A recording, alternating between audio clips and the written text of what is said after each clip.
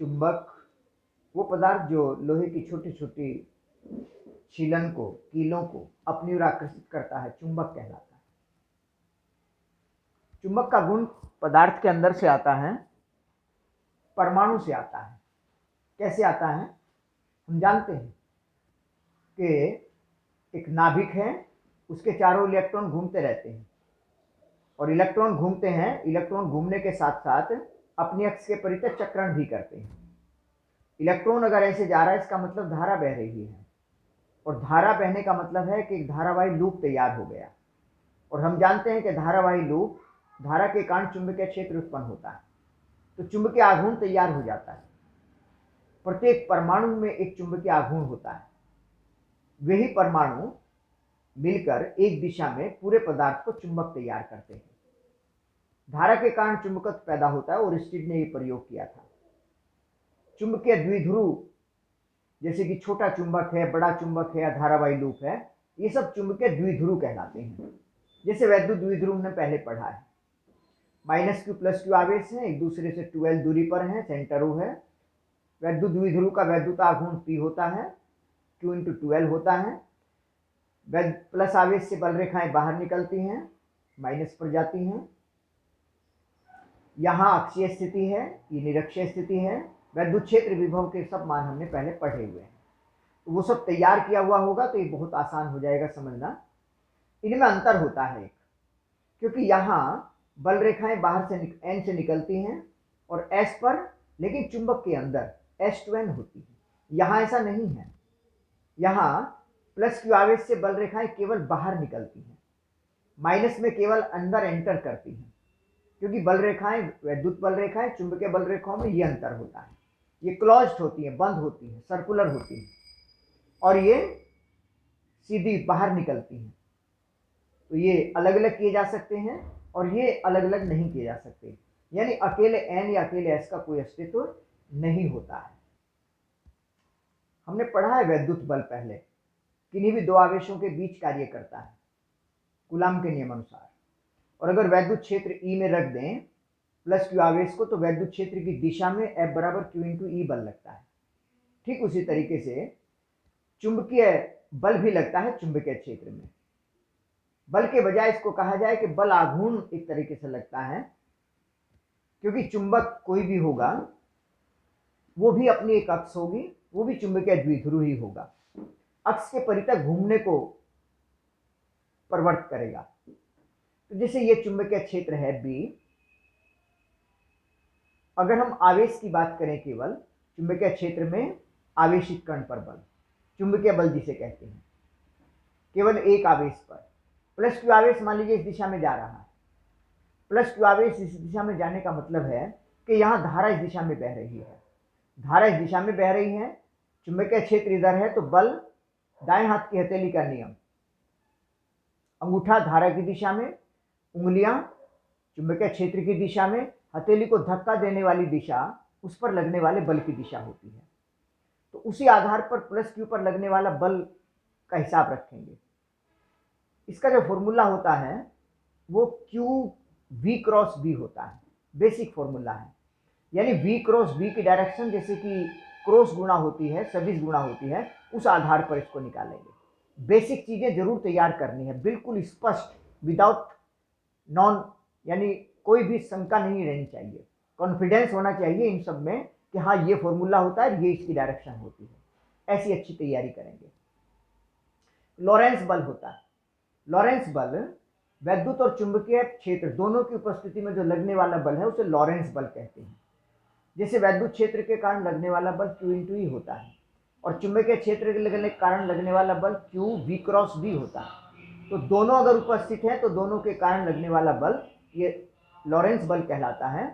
Q common लिया जा सकता है, E + V×B। जैसे चुंबकीय क्षेत्र में चुंबकीय बल की बात है, अगर चुंबकीय क्षेत्र के लंबवत कोई आवेश प्रवेश कर रहा हो, लंबवत का मतलब है थीटा का मान 90 डिग्री होगा, sin 90 1 हो जाएगा, तो F = QVB होगा। और इस बल की दिशा वेग के भी लंबवत है, चुंबकीय क्षेत्र के भी लंबवत है। तो वेग और चुंबकीय क्षेत्र के लंबवत जब बल लगेगा मतलब कुल मिलाकर वेग की दिशा के लंबवत बल लगेगा, और हम जानते हैं कि वेग की दिशा के लंबवत जब एक नियत बल लगता है तो वो उसको वृत्ताकार मार्ग में गति कराता है, और वृत्ताकार मार्ग में गति के लिए अभिकेंद्र बल चाहिए। यह अभिकेंद्र बल चुंबकीय बल से प्राप्त होता है, यानी कि R बराबर mv/q। इस त्रिज्या के वृत्ताकार मार्ग में वो आवेशित कण गतिमान होगा अगर चुंबकीय क्षेत्र के लंबवत प्रवेश करता है। तो अगर चुंबकीय क्षेत्र B की दिशा से थीटा कोण पर कोई आवेशित कण प्रवेश करता है तो इसका एक घटक हुआ v cos थीटा चुंबकीय क्षेत्र की दिशा में, एक घटक हुआ इसके ठीक लंबवत v sin थीटा। और हम जानते हैं कि वेग की दिशा जो लंबवत वेग होगा चुंबकीय क्षेत्र के कारण बल हुआ QEB sin थीटा, और वेग चुंबकीय क्षेत्र की दिशा में v cos थीटा है, इस दिशा में बल 0 है और इस दिशा में बल QEB sin थीटा है। तो इस तरीके से क्या होगा, ये चुंबकीय क्षेत्र के लंबवत वाला वेग v sin थीटा है, और चुंबकीय क्षेत्र के लंबवत जब प्रवेश करता है तो इसके लंबवत एक चुंबकीय बल लगता है जो इसे वृत्ताकार मार्ग में गति कराएगा। तो इस लंबवत बल के कारण इस वेग से ये वृत्ताकार मार्ग में गति करेगा और इस वेग से इसी दिशा में लगातार चलता रहेगा। तो एक तरह से इसका मार्ग स्पाइरल हो जाएगा, यानी एक ये कुंडलीवत हो जाएगा इस तरीके से आगे चलता हुआ, यानी आगे भी गति करेगा, वृत्ताकार मार्ग में भी गति करेगा, और ऊपर या नीचे जैसे भी स्थितियां दी होगी चुंबकीय क्षेत्र की उसे गति करेगा। कुंडलीवत इसे कहते हैं। एक समान चुंबकीय क्षेत्र के कारण धारावाही चालक पर बल। चुंबकीय क्षेत्र है, धारावाही चालक है, अनुगमन वेग इलेक्ट्रॉनों का Vd है, n एकांक आयतन में मुक्त इलेक्ट्रॉनों की संख्या है, अनुप्रस्थ परिच्छेद क्षेत्रफल a और चालक की लंबाई l हो। हम जानते हैं कि इसमें बहने वाली धारा I बराबर NA Vd होती है। अब इस चालक पर कितना बल लगेगा, इस चालक पर जितने भी इलेक्ट्रॉन जितना भी आवेश गतिमान है उन सभी पर जितना बल लगेगा वही पूरे चालक पर लगने वाला बल होगा। और हमने पढ़ा है चुंबकीय क्षेत्र में आवेशित कणों पर बल लगता है जो चुंबकीय बल कहलाता है, बस वही हिसाब लगाना है। इस पूरी लंबाई में पूरे आयतन में कितने इलेक्ट्रॉन होंगे पहले इसके काउंट करेंगे। एकांक आयतन में n इलेक्ट्रॉन है, इसका मतलब पूरा आयतन पहले निकाल लें।